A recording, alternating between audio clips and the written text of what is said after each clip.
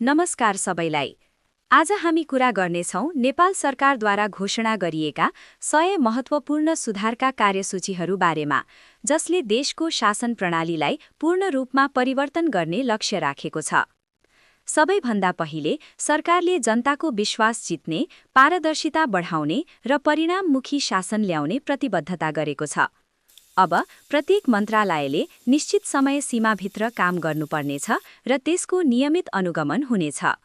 त्यसपछि प्रशासनिक सुधार अन्तर्गत मन्त्रालयहरूको सङ्ख्या घटाएर 17 बनाइनेछ र अनावश्यक संरचनाहरू हटाइनेछ।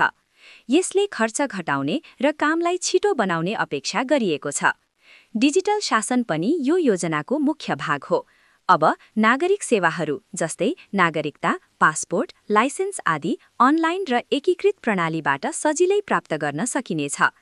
एकपटक डेटा दिएपछि फेरि दिनु नपर्ने व्यवस्था लागू गरिनेछ। यससँगै भ्रष्टाचार नियन्त्रणका लागि विशेष छानबिन समिति गठन गरिनेछ र सार्वजनिक पदधारीहरूको सम्पत्ति छानबिन गरिनेछ। सरकारले निजी क्षेत्र र लगानी प्रवर्धनमा पनि जोड दिएको छ। व्यवसाय दर्ता प्रक्रिया सजिलो बनाइनेछ। वन डोर सिस्टम लागू गरिनेछ र स्टार्टअपलाई प्रोत्साहन गरिनेछ। अन्त्यमा रोजगारी सृजना, सिप विकास र डिजिटल अर्थतन्त्रको विस्तार मार्फत देशलाई आर्थिक रूपमा बलियो बनाउने लक्ष्य राखिएको छ। छोटकरीमा भन्नुपर्दा यो 100 बुन्दे योजना डिजिटल, पारदर्शी, छिटो र जनमैत्री शासन प्रणाली निर्माण गर्ने ठूलो प्रयास हो।